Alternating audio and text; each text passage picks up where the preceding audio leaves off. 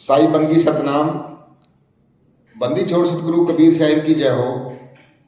आज हम जानेंगे सतगुरु नितिन साहब जी से, हमें जो ये मानव तन मिला है बहुत ही मुश्किलों से मिलता है। देवता लोग भी इस मानव जन्म को तरसते रहते हैं। आपने कभी ये सोचा कि हमें जो मानव तन मिला है ये हमें क्यों मिला है? 84 लाख जन्मों को भोग के हमें ये एक मानव का तन मिला है। अगर हमें इस मानव तन को लेखे लगाना है तो हमें आत्मज्ञान में आना पड़ेगा और हमें खुद का ज्ञान लेना पड़ेगा। अगर हमें खुद का ज्ञान हो गया तो हमारा जो जीवन है ये सफल हो जाएगा। तो आइए जानते हैं सत्संग के माध्यम से सतगुरु नितिन साहब जी ने आज सारे के सारे भ्रम आज तोड़ दिए हैं। तो सत्संग को आपने पूरा विवेक लगा के और पूरी बुद्धि लगा के सुनना है। तो आज लुधियाना में परमपिता परमात्मा के मूल ज्ञान के सत्संग का प्रचार होने जा रहा है। बहुत बड़े भाग होते हैं उन जीवों के जो वो अपने पूरे जीवन काल में एक बार भी इस मूल ज्ञान को सुन पाते हैं, और उससे भी बड़े भाग होते हैं उन जीवों के जो इस मूल ज्ञान को थोड़ा सा भी समझ पाते हैं। क्योंकि सुनना आसान है, आए बैठे 1 घंटा सुना घर को चले गए, लेकिन समझना बहुत मुश्किल है। इतना मुश्किल है जैसे बाल की खाल निकालनी हो, इतना मुश्किल है। सुई के छिद्र में से हाथी को गुजारना हो, इतना मुश्किल है। बड़े बड़े संतों, बड़े बड़े पीर पैगंबरों की दाढ़ी सफेद हो गई, इस दुनिया को छोड़ के भी चले गए, लेकिन ये ज्ञान नहीं समझ में आया उनके। सारी सारी उम्रें बिता के चले गए, मंत्र जप के चले गए, हवन यज्ञ करके चले गए, व्रत उपवास करके चले गए, लेकिन आत्म ज्ञान की झलक तक नहीं प्राप्त कर पाए। इसीलिए कबीर साहब बार बार समझा रहे हैं कि हे जीव, एक एक पल तेरा खत्म हो रहा है, समय निकल रहा है। जिस कार्य के लिए तू आया था वो कार्य पूरा नहीं कर रहा है, उसके अलावा सब कुछ करने में लगा है। दुर्गति हो जाएगी। क्योंकि सबसे बड़ी बात यह है कि किसी को पता ही नहीं है कि हम आए क्यों हैं। माया की दौड़ में इतने अंधे हो गए हैं, और गुरु भी ऐसे मिल रहे हैं जो माया की दौड़ में डबल स्पीड से दौड़ा रहे हैं। तो जीव को समझ ही नहीं आता कि मैं यहां आया क्यों हूं, मेरे जीवन का मकसद क्या है। बस इसी अज्ञानता में पूरा जन्म बर्बाद करके चला जाता है। और यह मनुष्य चोला कोई इतना आम चोला नहीं है, इतना मुश्किल से ये चोला मिलता है, आप सोच भी नहीं सकते। कबीर साहब कहते हैं, इस देही को सिमरे देव और सो देही कर हर की सेव। ये इतना मुश्किल से मिलता है कि देवी देवता तरसते हैं इस चोले के लिए, उनको भी जल्दी प्राप्त नहीं होता। तो इस चोले को हम कैसे लेखे लगाएंगे, आज इसको अच्छी तरह समझना है। तो सत्संग शुरू करने से पहले परमात्मा के नाम पे जयकारा लगाएंगे, फिर सत्संग शुरू करेंगे। बोलिए परमपिता परमात्मा की, सदगुरु बंदी छोड़ कबीर साहिब की, सभी संतों की, सभी भक्तों की, सत्संग कराने वालों की, इनके माता पिता की, इनके बाल गोपाल की, सकल हंस को बंदगी साहेब बंदगी सतनाम। तो मुद्दा एक ही है, चाहे कोई हिंदू है, चाहे कोई मुसलमान, चाहे कोई सिख, चाहे कोई ईसाई, चाहे कोई जैन, चाहे कोई बौद्ध है, कोई इससे नहीं पड़ता कि तुम किस धर्म में हो, किस जात में हो, किस वंश में हो, किस पात में हो। फर्क इससे पड़ता है कि तुम इंसान चोले में आए हो और ये चोला तुमने बर्बाद किया या लेखे लगाया। बस ये दो ही चीजें हैं। बर्बाद कैसे होगा? सत्य को त्याग के, सत्य को ना जान के, सत्य को ना परख के असत्य में ही जीवन बिता दिया तो समझो ये चोला बेकार हो गया, इसका कोई फायदा हुआ ही नहीं। और अगर जांच पड़ताल करके, परख करके, विवेक के द्वारा सत्य को समझ लिया और उसको अपना लिया, तो ये चोला तुम्हारा लेखे लग जाएगा। परमात्मा के नाम पे ये चोला सफल हो जाएगा। नहीं तो इतनी परेशानी आने वाली है कि तुम सोच भी नहीं सकते। पूरे जन्म में सबसे ज्यादा परेशान जब तुम हुए होगे, वो परेशानी धूल के कण जितनी भी नहीं है जो आगे 84 में परेशानी आने वाली है।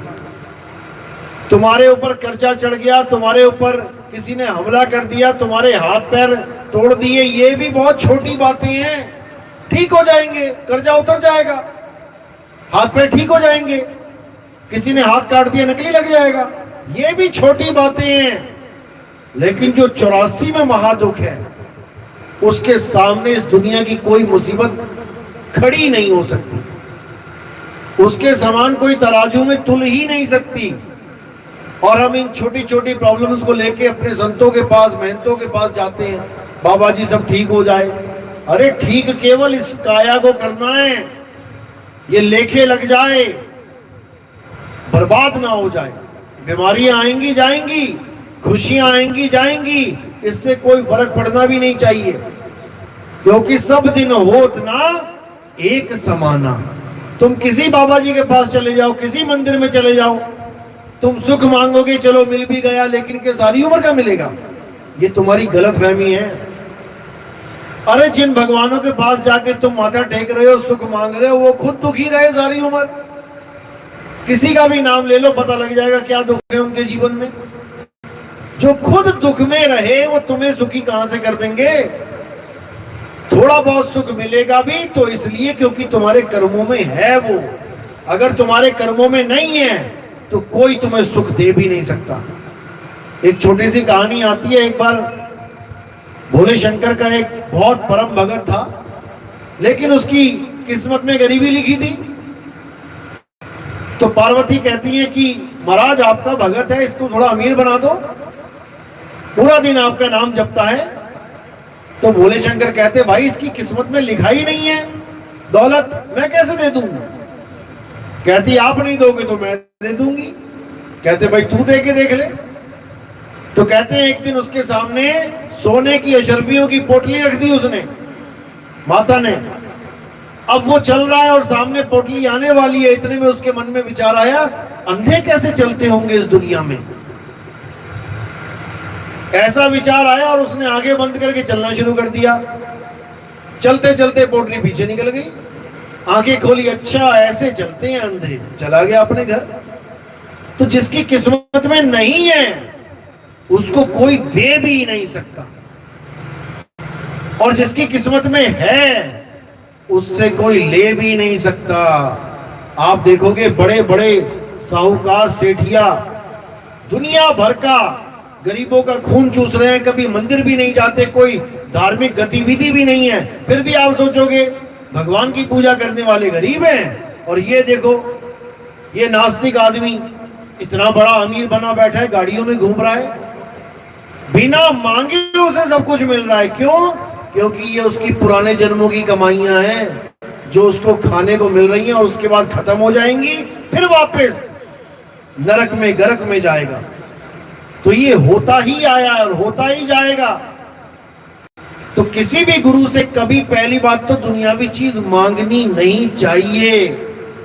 जो तुम्हारी किस्मत में है बिना मांगे मिलेगा, विश्वास तो रखो। और थोड़ा सा दुख आ गया तो इसका मतलब ये नहीं कि तुम ही सबसे बड़े दुखी हो दुनिया में। जब भी तुम्हारे घर में दुख आए, एक बार पीजीआई, एम्स ऐसे हॉस्पिटलों के चक्कर लगा लेना, इमरजेंसी वार्ड में चले जाना, यहाँ पे सीएमसी डीएमसी है लुधियाना में, एक बार घूम के आ जाना। यकीन मानना तुम्हें अपनी प्रॉब्लम इतनी सी लगने लग जाएगी, छोटी सी, जिसको तुम पहाड़ मान के बैठे होगे कि मैं बहुत दुखी हूं। एक चक्कर इमरजेंसी वार्ड का लगा लेना, वहां पर ऐसी ऐसी शरीर दिखाई देंगे तुम्हें, तुम कहोगे रब्बा रब्बा शुक्र है मैं नहीं लेटा यहाँ पे। और तुम्हारी बड़ी सी प्रॉब्लम जिसके लिए तुम टेंशन लेके बैठे हो, इतनी सी भी नहीं रह जाएगी, क्योंकि तुम्हें केवल मन विचलित करता है, मन तुम्हें दुखी करता है और मन ही सुखी करता है। ये सुख दुख का जो सारा ठेका है ये मन ही लेके बैठा है। लेकिन कबीर साहब सुख और दुख दोनों से परे का ज्ञान देते हैं। सुख दुख से कोई परे परम पद, सो पद है सुखदाई। असल में वो है सुख। जब तुम्हें दुख दुखी ना कर पाए और सुख सुखी ना कर पाए, अब तुम्हारा कोई कुछ नहीं बिगाड़ सकता। अब तुम अपना आराम से भक्ति में लीन हो सकते हो। लेकिन ये तब होगा जब तुम्हारे जीवन में कोई भेदी गुरु आएगा। अगर तुम्हारे जीवन में ऐसा गुरु आ गया जो भगवान का नाम भी केवल इसलिए जपवा रहा है कि तुम सुखी हो जाओ, तो उससे बड़ा बैरी नहीं है तुम्हारा कोई जीवन में, याद रखना। क्योंकि अगर तुम भगवान का नाम भी शारीरिक सुख के लिए जपोगे तो तुमसे बड़ा कोई भिखारी नहीं है इस दुनिया में। तो इन चीजों को बिल्कुल दूर करना है और भेदी गुरु के द्वारा केवल अपने आत्म तत्व को कैसे जाने वो जानना है। और वो तभी होगा जब ऐसा गुरु मिलेगा जो तुम्हें 2 अक्षर का भेद समझा देगा।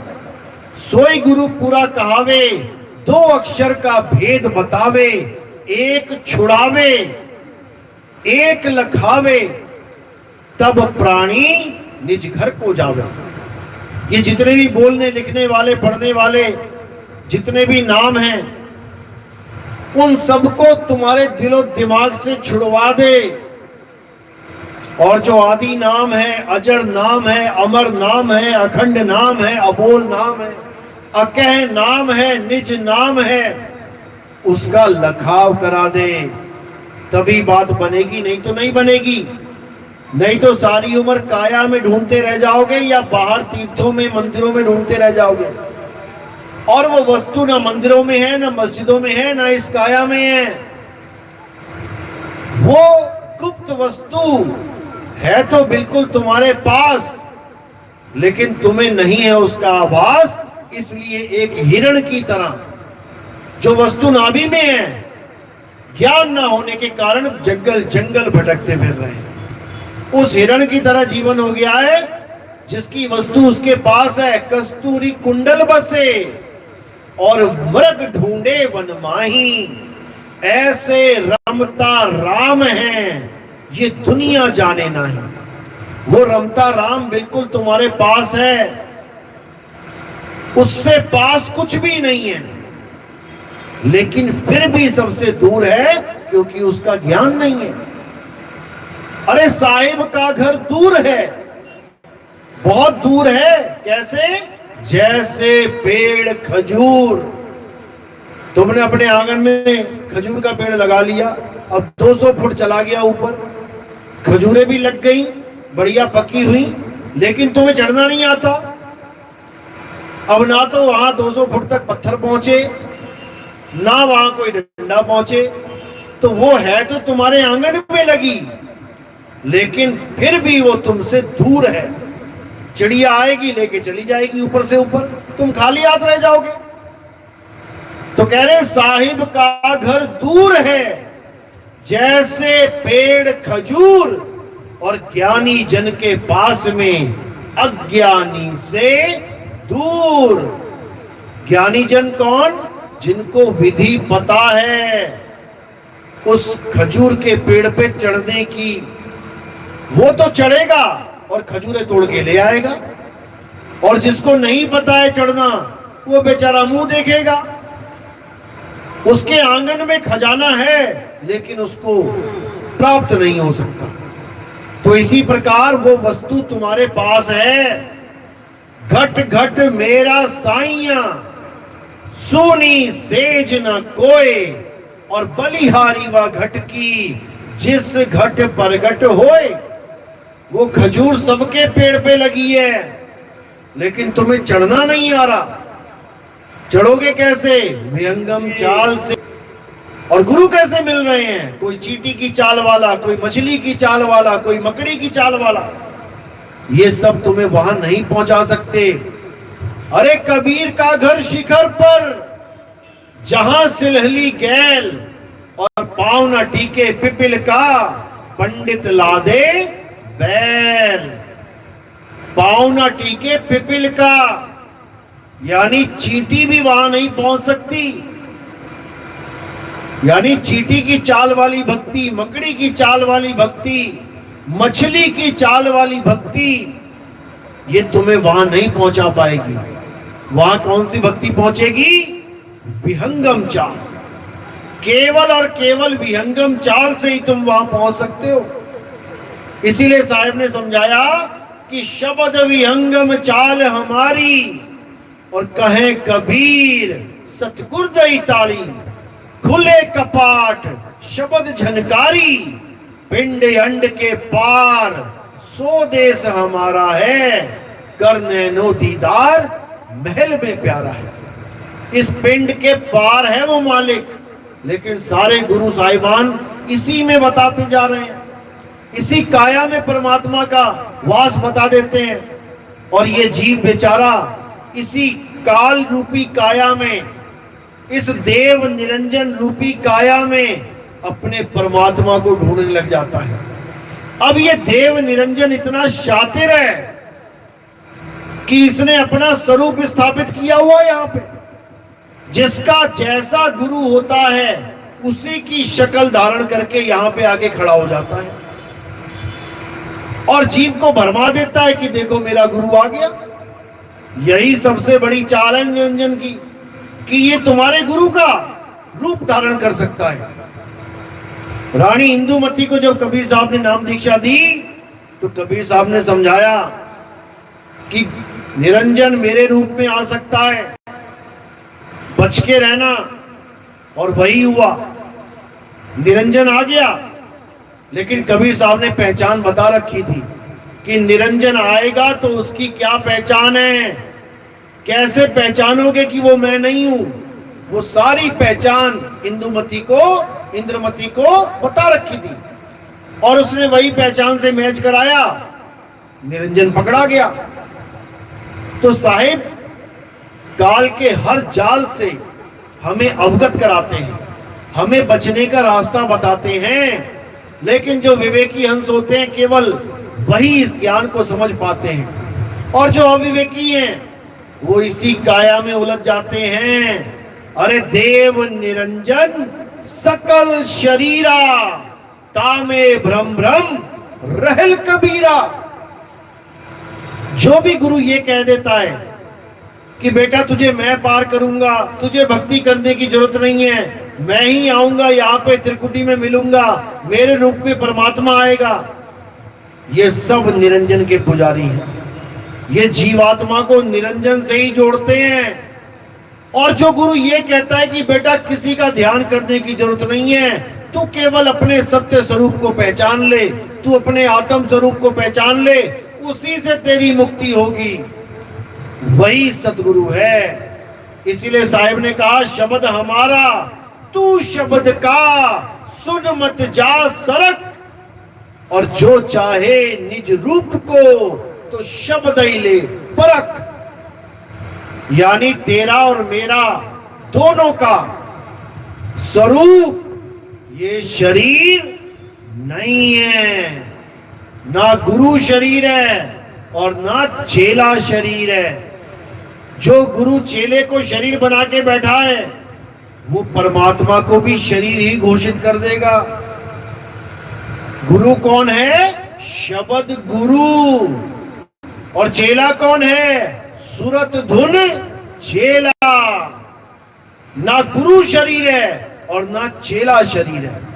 जब तक ये ज्ञान आपके समझ में नहीं आया तब तक इस काल निरंजन की बाजी से तुम बच नहीं सकते। ये कहीं ना कहीं खड़ा हो जाएगा गुरु का रूप लेके और तुम्हें विचलित कर देगा। इसलिए पूरा पक्का विश्वास कर लेना कि गुरु शरीर नहीं है। तो शरीर क्या है? शरीर 5 तत्वों का पुतला है। निरंजन की ही सारी शक्लें हैं, मन के रहने का स्थान है। इस तन में कौन रहता है? इस तन में मन रहता है। परमात्मा कहाँ रहता है? परमात्मा आत्मा में रहता है, इसीलिए गुप्त है। तो साहिब कह रहे संतो तन खोजा मन पाया, मन ही श्रोता मन ही वक्ता मन ही निरंजन राया।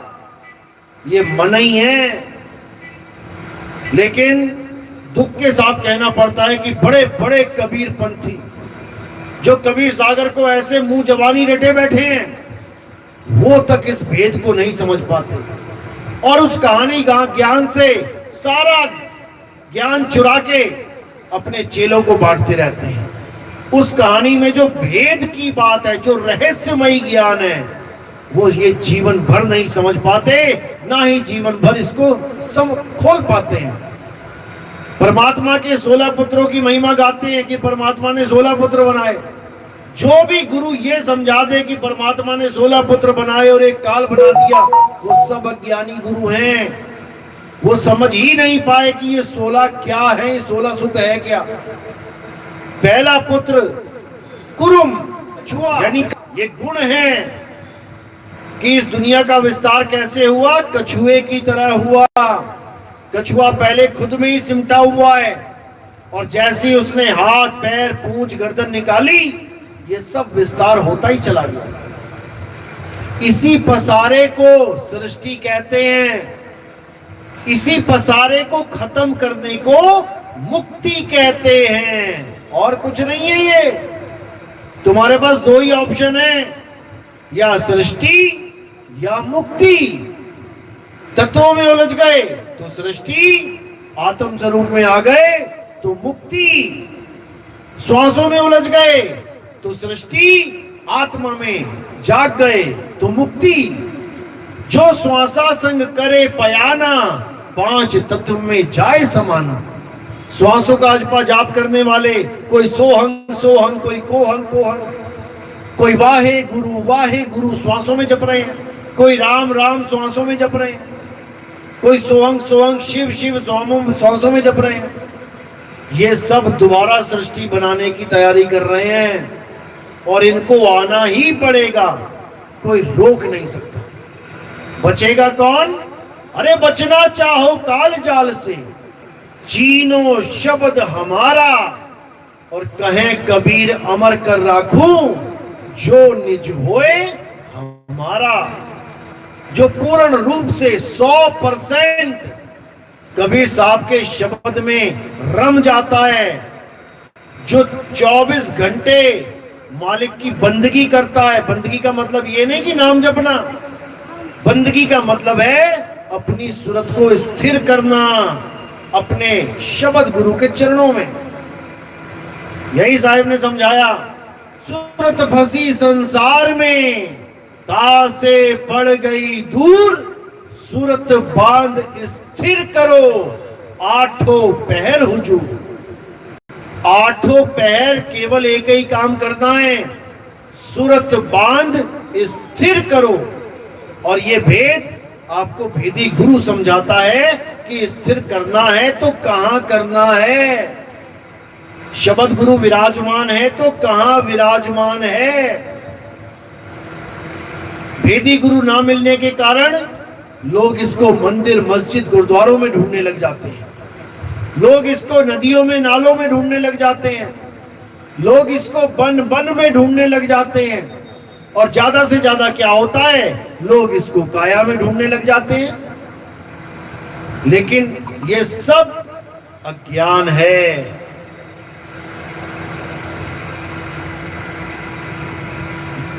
साहिब कहते हैं तन घट, मन घट और आत्म घट, इन तीनों को समझ जाओ, पहचान जाओ।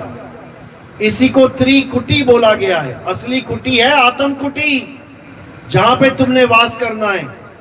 तन घट यानी साकार, मन घट यानी निराकार, इन दोनों से परे आत्म घट है, जिसको हम शब्द कह देते हैं। उसी शब्द में लीन रहना है। गुरु ग्रंथ साहब में भी और गुरुद्वारों में भी ये आरती गाई जाती है, जो प्रभु को मिलबो चाहे तो खोज शब्द में ले। लेकिन शब्द का भेद ना होने के कारण 52 अक्षरी नामों को जप के ये पूरा जीवन बिता दिया जाता है।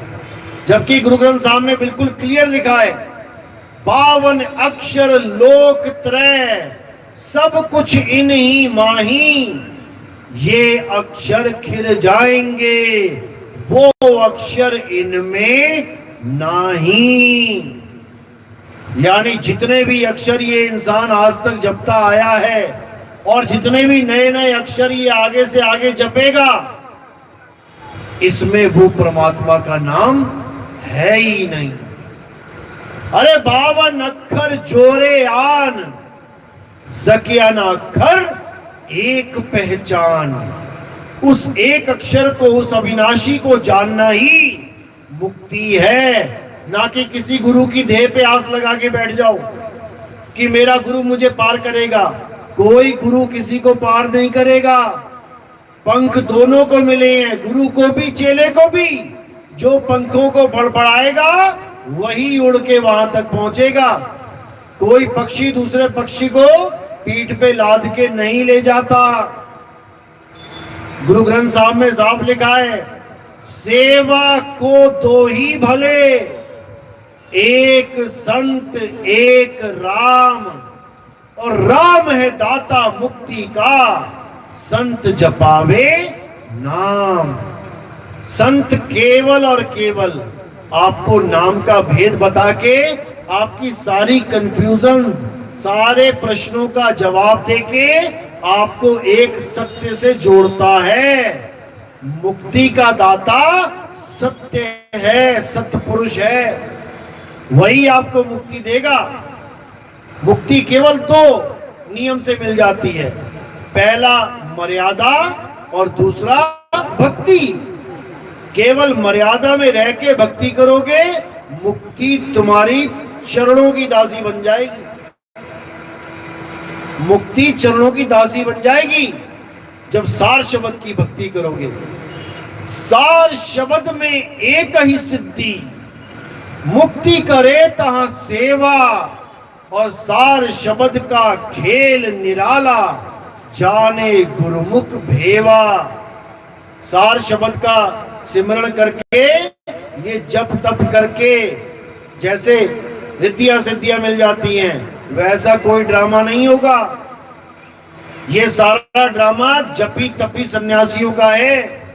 सार शब्द में एक ही सिद्धि केवल आपको मुक्ति प्रदान करेगा। मुक्ति तुम्हारी सेवा करेगी आके, ना कि तुम त्रिकालदर्शी बन जाओगे, अघोरी बन जाओगे। इसको बिल्कुल दिमाग से निकाल देना। तो सार शब्द परमात्मा की देन है, जिस पर मालिक की मोहर लग जाती है। जिस जीव पर परमात्मा दया करते हैं उसको सार शब्द का ज्ञान प्राप्त करवा देते हैं। उसी से वो जीव बच सकता है, नहीं तो ये काल निरंजन किसी को छोड़ता नहीं। तो साहिब कह रहे, सार शब्द कहीं बाची हो, मानो ऐतवारा, अक्षर पुरुष एक पेड़ है, निरंजन वाकी डारा। अक्षर पुरुष एक पेड़ है, निरंजन तो उसकी डाल है।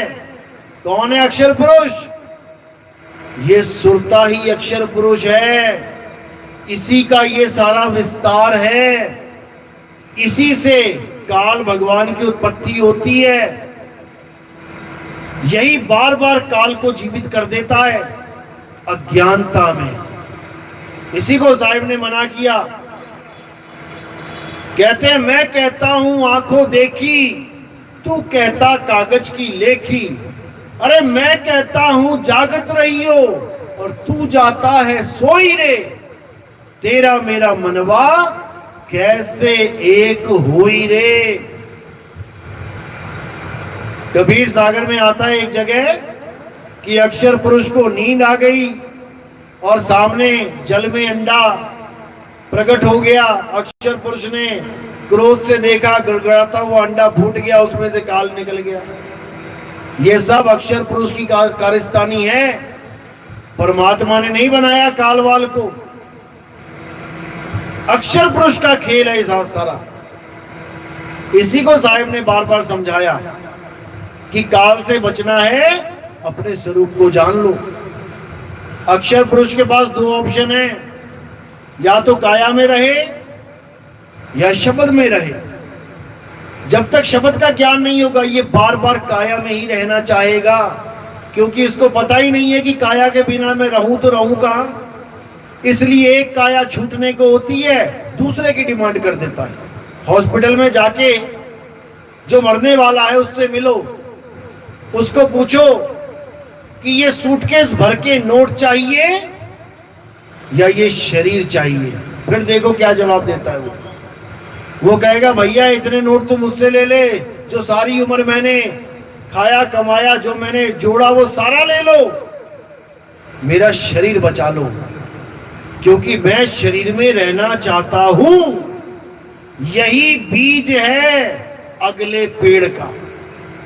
ये अंत समय में जो बीज पड़ जाता है तुम्हारे संस्कारों में कि मुझे देह चाहिए, तो वाणी कहती है जो जो मांगो ठाकुर अपने से, सोई सोई देवे।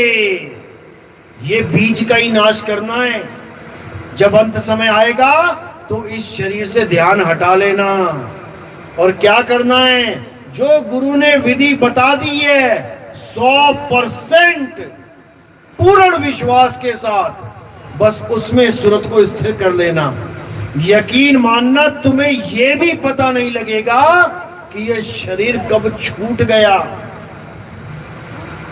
जैसे तुम निद्रा में जाते हो तब भी इस शरीर को छोड़ रहे होते हो, इस शरीर को छोड़ के सूक्ष्म शरीर में जा रहे होते हो, लेकिन आज तक ये रिकॉर्ड है कि कोई आदमी ये बयान नहीं कर सका कि मैं कब इसको छोड़ के कब सूक्ष्म में चला गया और उस वक्त क्या अवस्था बनी मेरी। गर्दन खड़ी खड़ी खड़ी लेट जाती है, लुढ़क जाती है, कलम हाथ में पकड़ी पकड़ी गिर जाती है, कोई बता ही नहीं पाता कि मैं कैसे ट्रांसफॉर्म हो गया, कैसे सूक्ष्म में चला गया, कोई बता ही नहीं पाता।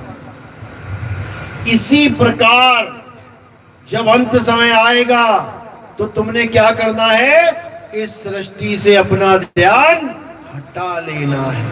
और ये करने की भी जरूरत नहीं पड़ेगी, जो अभ्यास कर रहा है उसका ध्यान हट ही रहा है, उसको तो हल्का सा इशारा मिलेगा और सीधे सूरत अपने ठिकाने पे आ जाएगी। ये बंदी छोड़ की कृपा है। इसी को वो कहते हैं जहां आशा तहां वासा होई और वाह को रोक सके ना कोई। बस यही करना है। और अगर नाम दीक्षा लेने के बाद भी मेरा मकान, मेरी दुकान, मेरी बीवी, मेरा भैया, तो फिर जगत और भगत में कोई फर्क नहीं है। याद रखना इस बात को।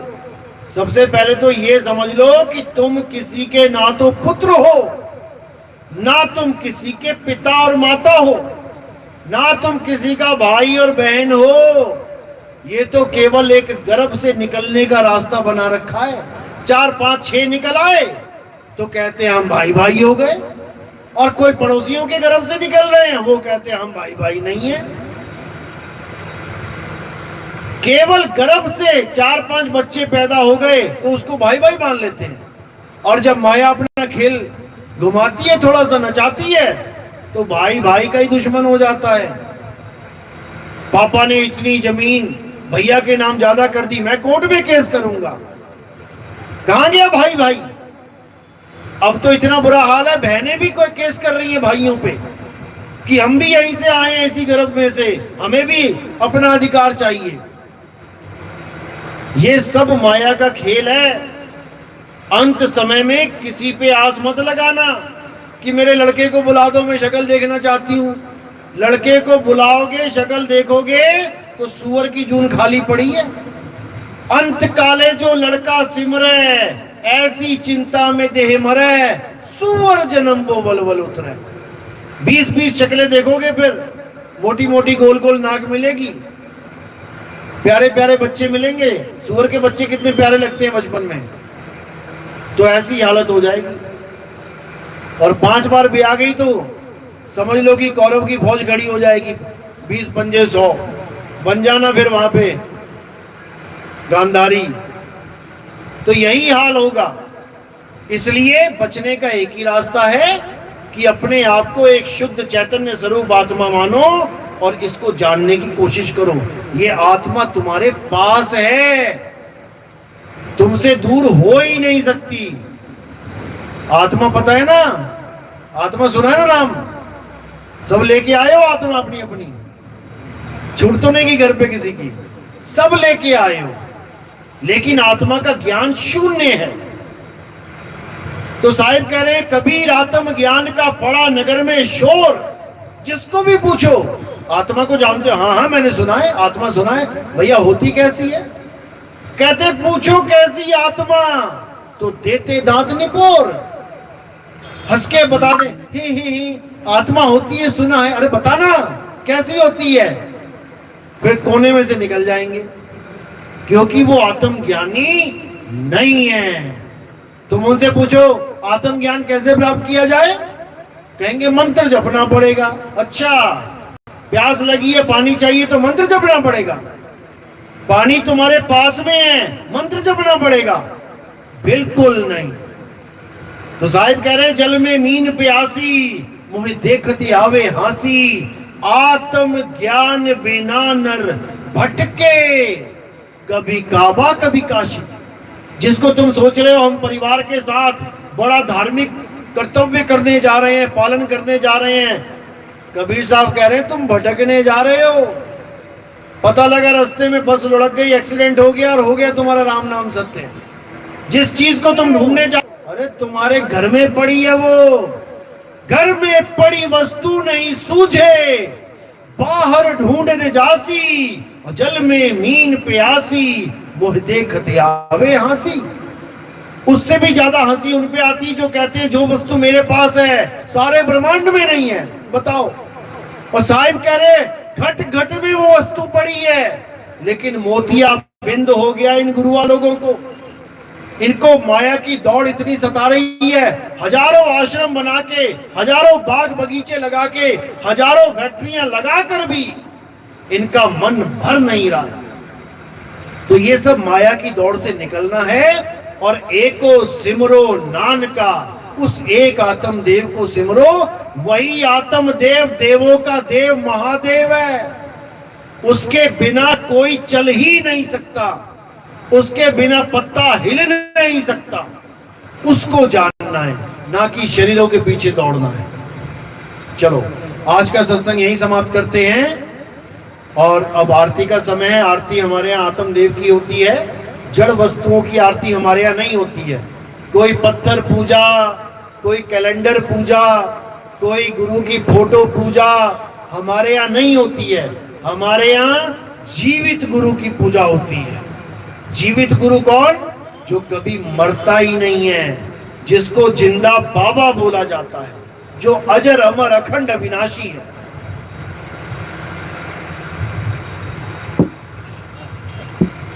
चलो आरती ले आओ। कोई नाम दीक्षा वाला तो नहीं है? प्रथम दीक्षा वाले कौन है? हाथ खड़े करो। दूसरी दीक्षा वाले? दूसरी वाला कोई है? कितने महीने हो गए नाम लिए? हो गया, बहुत बढ़िया। कहाँ लिया था नाम? गोरखपुर में। आप कहाँ से? पहले कहाँ से नाम लिया था? हमारे से पहले कहाँ से लिया था? सुल्तानपुर में। कबीरपंथी थे? चलो बहुत अच्छी बात है। और कोई दूसरी दीक्षा लेडीज में? दूसरी दीक्षा आपने पहली वाली में भी हाथ खड़ा कर दिया। पहली तो हुई है ना, कंठी पड़ी है गले में, बहुत बढ़िया।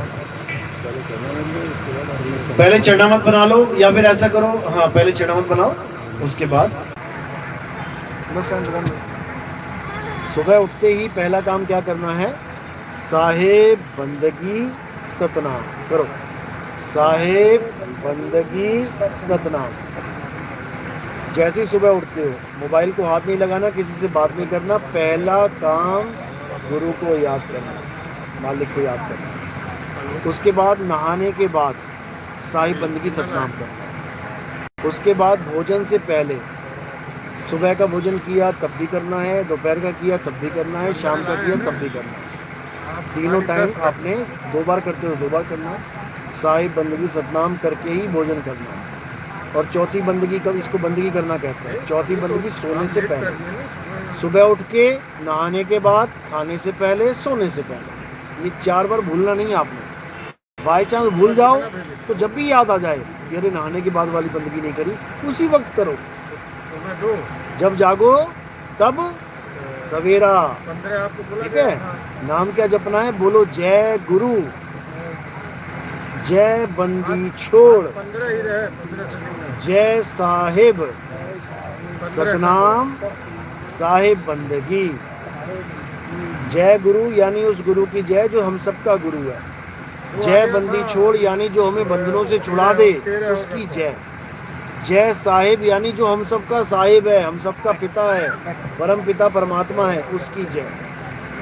सतनाम यानी उसी का नाम सच है, बाकी सब नाम झूठ हैं। 52 अक्षरी नाम झूठ हैं, उसका सतनाम ही सच है, उसकी जय। और साहिब बंदगी यानी उस साहिब की हम बंदगी करते हैं। ये 5 नाम आपने अच्छी तरह रखने हैं। जय गुरु, जय बंदी छोड़, जय साहिब, सतनाम साहिब बंदगी। जय गुरु, जय बंदी छोड़, जय साहिब, सतनाम साहिब बंदगी। मैं कागज़ दे दूंगा, उस पर लिखे हुए नाम कार्ड दे दूंगा, अच्छी तरह रखना है। अगली दीक्षा मिलेगी जब ये सारे नाम अच्छी तरह बोल दोगे। पहले नाम पूछे जाएंगे, क्या नाम दिए थे, एकदम फराटे से निकलने चाहिए। अगर जपे होंगे तो एकदम निकलेंगे, नहीं जपे होंगे तो सोचोगे जय गुरु, जय सतनाम, शायद तो नहीं मिलेगी दीक्षा अगली। हाँ, ये मत सोचना ये तो 52 अक्षर हैं, ये तो 52 अक्षर हैं। अरे 52 अक्षर हैं, गुरु को भी पता है, लेकिन इसके पीछे कोई मकसद है तुम्हें देने का। क्योंकि लोहे को लोहा काटता है, जहर को जहर काटता है। जो जहर लेने जाते हो, दवाई लेने जाते हो, किसी सांप ने काटा, अब तुम जो दवाई लेने जा रहे हो वो भी जहर है। अब तुम केवल उसको पढ़ो, इस पर अरे इस जहर है, ये नहीं लेता मैं, तो मरो फिर। जहर जहर को काटेगा। तो जो 52 अक्षरों का जहर तुम्हारे अंदर बस चुका है, उस जहर को काटने के लिए ये 52 अक्षर दिए जाते हैं। उसके बाद दोनों को किनारे कर दिया जाएगा। वो तो छूटे छूटे ये भी छुड़वा दिए जाएंगे। तब आपको आत्मा का लखाव कराया जाएगा कि आत्मा कैसे है कहाँ, कैसे, क्या विधि है, कैसे भक्ति करें, सारा समझाया जाएगा। ये दूसरी दीक्षा होगी आपकी। उसके बाद जब तीसरा चरण आएगा यानी अनुभूति ज्ञान होगा, अनुभव ज्ञान होगा, तब आपको सारे भेद खोल दिए जाएंगे। उसको अगाध ज्ञान कहते हैं। जब वो एक बार समझ में आ जाएगा तो आप सृष्टि बनाओगे ही नहीं। फिर आपको समझ में आ जाएगा कि सृष्टि बनती कैसे है और मैंने क्या गलती नहीं करनी है। दोबारा सृष्टि बन ही नहीं सकती और मुक्ति हो जाएगी। चलो साहब जी, सभी वो माता जी राधा स्वामी चाहिए, पहली बार। पहली दीक्षा लेने आए हो? दीक्षा चाहिए? नहीं डाला। अच्छा, साहिब बंदी राधा स्वामी पंथ से आए आप? कितने साल से राधा स्वामी में है? सब कुछ मिल गया, राधा स्वामी में मिल गया। बहुत बढ़िया बात है। फिर तो वहां तो गुरु को नहीं मिल पा रहा, चेलों को मिल गया। देखो ऐसे पंथ चल रहे हैं जो 5 नाम लेते हैं, ज्योत निरंजन ओंकार आरंकार सुवंग सतनाम। पहले तो ये नहीं हमें समझ में आता कि जब परमात्मा एक है तो ये 5 नाम क्यों, किसके हैं ये 5 नाम? अभी मैं 5 नाम लूंगा, आपको पता होगा कि किसके हैं। भोले शंकर पता है, राम जी पता है, हनुमान जी पता है, विष्णु जी पता है, गणेश जी पता है। 5 नाम भी पता है और 5 कौन किसके नाम है ये भी पता है। अब मुझे बताओ ज्योत निरंजन किसका नाम है? क्या है वो? कौन है वो? ओंकार कौन है? कैसा है देखने में? रारंकार किसका नाम है? 2 हाथ है, 2 पैर है, हाथ क्या है उसके? सोहंग कौन है ये? किसका नाम जप रहे हो? सतनाम, ये सतनाम कौन है? एक का भी नाम नहीं पता किसी को, एक का भी स्वरूप नहीं पता किसी को। बस जैसे गुरु ने दे दिया वैसे ही चली जा रहे हैं। दुर्गति होगी, दुर्गति। ये कह के दिया जाता है कि 5 रूहानी मंडलों के 5 धनी हैं। अरे भाई हमारा तो एक ही धनी है, हमारा तो एक ही परमात्मा। ये 5 धनी कहां से आ गए? साहिब कहते हैं द्वार धनी के पड़े रहो, धक्का धनी का खाओ, और कब हूं धनी निवाजी हैं, जो दर छाड़ ना जाओ। एक ही धनी है, एक ही परमात्मा है, एक ही नाम है। जिसके गुरु के पास एक नाम नहीं है वो 5, 10, 50, 100, 50,000 देता ही जाएगा वो, और जीवन बर्बाद कर देगा। कबीर साहब कहते कोटि नाम संसार में इनसे मुक्ति ना होए, और गुप्त नाम सतपुरुष का पूज्य बिरला कोई। इन नामों से मुक्ति नहीं होती भाई। पहली बात तो यही नहीं पता ज्योत निरंजन है कौन। जिस दिन ज्योत निरंजन का समझ में आ गया ना कौन है, उस दिन आंखें खुल जाएंगी। लेकिन अज्ञानी जीव कुछ नहीं समझ पाता, विवेक उसके पास है नहीं। जैसा कोई गुरु मिल जाता है वैसी उसकी बुद्धि हो जाती है। इसीलिए बोला जल पर माने माछली, कुल पर माने शुद्धि, जिसको जैसा गुरु मिला उसकी वैसी बुद्धि। बात ये है। खैर कोई भी गुरु है अपनी अपनी जगह, अपने अपने लेवल पे, अपने अपने स्तर पे वो सब ठीक है, लेकिन अपने अपने लेवल पे। अब तुम्हें पीएचडी करनी है तो तुम पहली क्लास वाले टीचर के पास जाके पढ़ाई नहीं करोगे। तुम्हें डॉक्टर बनना है तो तुम 5वीं के टीचर के पास जाके पढ़ाई करके डॉक्टर नहीं बन जाओगे। गुरु सभी बड़े हैं, लेकिन जो मुक्ति का दाता गुरु है वो भाई कुछ अलग ही चीज है। वो कोई इंसान नहीं है कि तुम किसी इंसान पे भरोसा करके बैठ जाओ कि कोई इंसान हमारी मुक्ति करेगा। बाबा जी लैन आएंगे, बाबा जी लैन बाबा जी नो आप कोई ले जावे ता बड़ी गल है। बाबा जी क्या किसी ने लैन आवेंगे? बिल्कुल भी नहीं। किसी भी शरीर पे भरोसा करना ही नहीं है। इस दुनिया से कैसे जाना है? एक हंस की तरह जाना है। एक डाल दो पंछी बैठे, एक गुरु एक चेला। गुरु की करनी गुरु भरेगा, चेले की करनी चेला। तू उड़ जा हंस अकेला। अगर तुम्हें ऐसा गुरु मिल गया जो तुम्हें अकेला कर दे कि बेटा वहां पहुंचना है, यहां से उड़ारी मारनी है, समझ जाना वो गुरु पूर्ण है। और जो गुरु तुम्हें आस पे बैठा दे कि बेटा मैं लेने आऊंगा, गुरु जी लेने आएंगे, तो वो हंस कभी उड़ेगा ही नहीं। उसके पंख हुए ना हुए किसी काम के है ही नहीं। यही कबीर साहब समझा रहे हैं बार बार कि हंसा तू तो सबल था और हल्की तेरी चाल, रंग कुरंगी पड़ गया ताते हुआ बुरा हाल। तू सबल था, तू उड़ारी मार सकता था, लेकिन तू अटक गया इन गुरुआ लोगों के चक्कर में। अब अपने आप को जान और उड़ारी मारना सीख, और मैं तुझे विहंगम चाल प्रदान करता हूं। और उड़ जा अपने घर को, अपने मालिक के चरणों में चला जा। कोई गुरु किसी को ले जाने वाला नहीं है। इस भरम जाल में से जल्दी निकल जाओ। तुम्हारी आंखें हैं इसलिए तुमने गुरु को देख लिया, इसीलिए तुम गुरु की आस लगा के बैठे हो, गुरु जी आएंगे तो पहचान लूंगा। जो आंख वाला नहीं है, जो अंधा है, वो किस गुरु की आस लगा के बैठे? उसके लिए तो सारा अंधेरा ही अंधेरा है। वो कौन से गुरु की याद में बैठे? तुम्हें तुम्हारे गुरु ने कह दिया कि गुरु के चेहरे का ध्यान करो क्योंकि तुम्हारे पास आंखें हैं। जब अंधा किसी से नाम लेगा तो किस गुरु को याद करेगा? ये सब भरमाया गया है। इन गुरुआ लोगों ने इस जीव की दुर्गति करी है और इसी का फल भुगतते हैं ये लोग। किसी को टीबी हो गया, किसी को कैंसर हो गया, किसी को लकवा मार गया, ये सब इसी का फल होता है। तो कभी किसी जीव को भरमाना नहीं चाहिए। उसको इतना सबल बना दो कि परीक्षा में अकेला बैठे। तुम किस टीचर के पास पढ़े हो? क्या उसने कभी कहा कि मैं एग्जाम में आके तुम्हारे साथ बैठूंगा?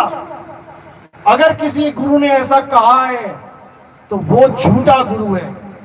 सच्चा गुरु वो होता है जो तुम्हें इतना सक्षम कर देता है तो कि तुम एग्जाम में अकेले बैठ के परीक्षा में सारे सवालों का जवाब देके उत्तीर्ण होते हो। तुम पास होके दिखाते हो, टॉप करते हो अकेले के दम पे। गुरु तो ज्ञान रूप में तुम्हारे साथ होता है। शक्ल रूप में नहीं। जो ज्ञान तुम्हें टीचर ने दिया है, पढ़ाया है, वो ज्ञान तुम्हारे साथ एग्जामिनेशन हॉल में रहेगा, ना कि गुरुजी आके बैठेंगे तुम्हारे साथ। तो इस भ्रम को जल्दी से जल्दी तोड़ दो और उस ज्ञान गुरु को, उस शब्द गुरु को पहचानो। ये जीवन बहुत छोटा है भाई, पता नहीं कब किसके प्राण कहां पे निकल जाएं। इसलिए देह गुरु को और शब्द गुरु को, दोनों को पहचान जाओ। बिना देह गुरु के शब्द गुरु भी नहीं मिलेगा, इसमें भी कोई दो राय नहीं है। लेकिन किसका लेवल कहां तक है, किसकी पहुंच कहां तक है, इसको अच्छी तरह समझ के आगे बढ़ो। चलो, तो अब आरती का समय है, अब आरती करेंगे। आरती के बाद भोजन प्रसादी जो भी है उसको करके यहाँ का सत्संग खत्म करेंगे और अगला सत्संग शाम को फतेहगढ़। आप सब बैठ जाएं और प्रसाद ग्रहण करें। दूसरी दीक्षा भोजन प्रसादी के बाद करेंगे, तो जो दूसरी दीक्षा वाले हैं वो थोड़ा वेट करें। चलो,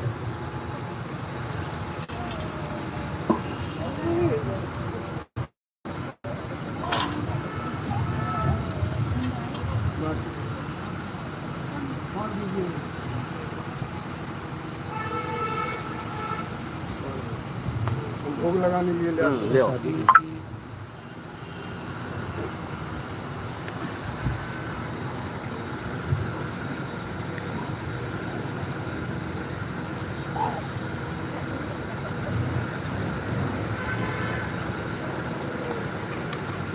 किसी की कोई शंका होती है, कोई सवाल होता है, तो हमारे सत्संग यूट्यूब चैनल पे आते हैं, कहत कबीर सुनो भाई साधो नितिन दास।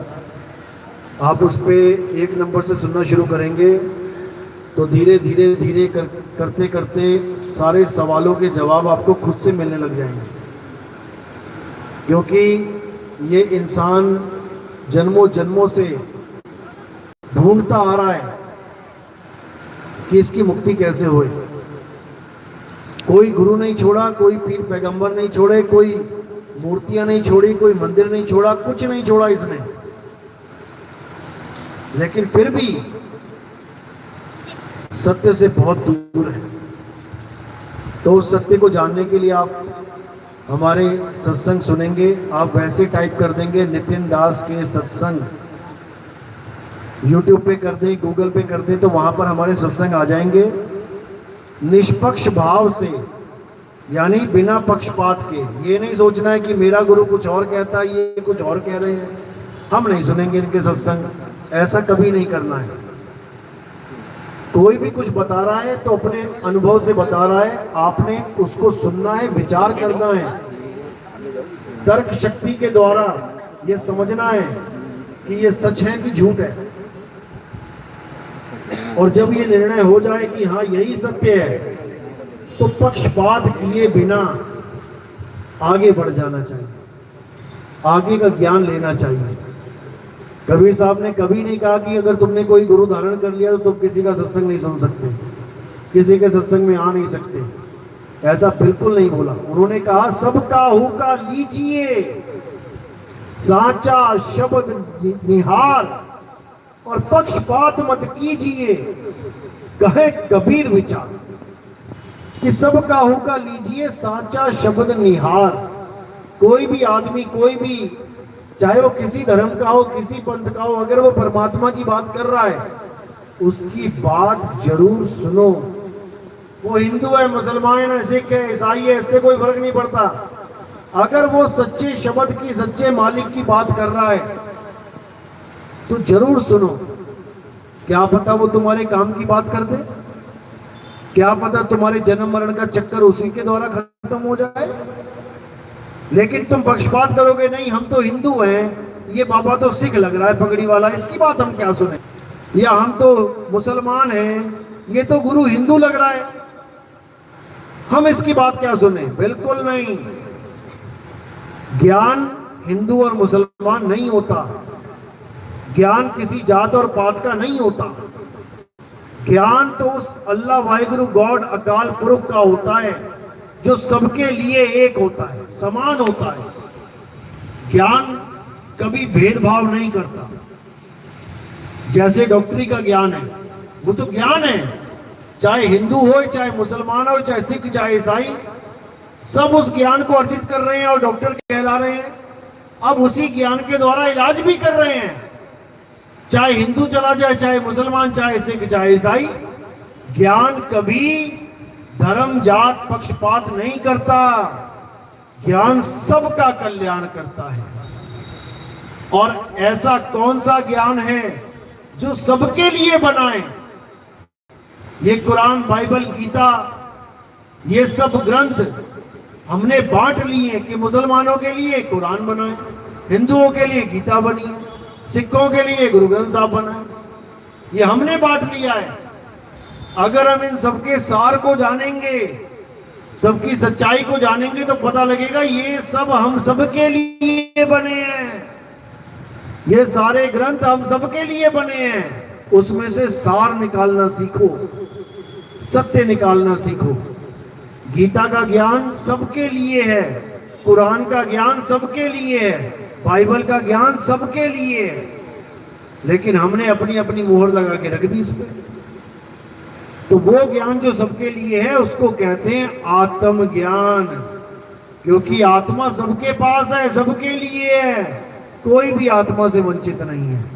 उसी आत्मा के ज्ञान को प्राप्त करना है। गुरु ग्रंथ साहब में साफ लिखा है, आत्म देव पूजिए, गुरु के सहज सुभाए। मुसलमानों में अल्लाह के अलावा किसका सजदा करवाया गया था? आदम अलैहिस्सलाम का। क्यों करवाया गया था? उसके पीछे गुप्त भेद है। माटी का पुतला बनाया अल्लाह ने, तब सजदा नहीं करवाया। माटी का पुतला बना के सजदा नहीं करवाया, जब उसमें आत्मा डाली गई, आत्मा का अंश उसमें आया, तो सबसे सजदा करवा दिया गया। ये सांकेतिक ज्ञान है कि ये माटी का पुतला ही आदम है और इसमें जो मालिक का अंश है वो आत्मा है। जड़ और चेतन का निबेड़ा कर लो तो यही इसी जन्म में जीते जी मुक्ति मिल जाएगी। मरने की टेंशन नहीं रहेगी, मरने के बाद वाली मुक्ति की आस नहीं रहेगी। साहिब कह रहे हैं जीवत ही करो आशा, मुए मुक्ति कभी ना मिलती, जो मिलेगी जीते जी मिलेगी। अब हो मिला तो तब हो मिलेगा, नहीं तो जमपुर वासा, साधो जीवित ही करो आशा। तो जीते जी ही मुक्ति प्राप्त करनी है, मरने के बाद में। चलो अब जो आगे का प्रोग्राम है आपको बता दिया जाएगा और अब उसके बाद नाम दीक्षा होगी। साहिब बंदे सब नाम।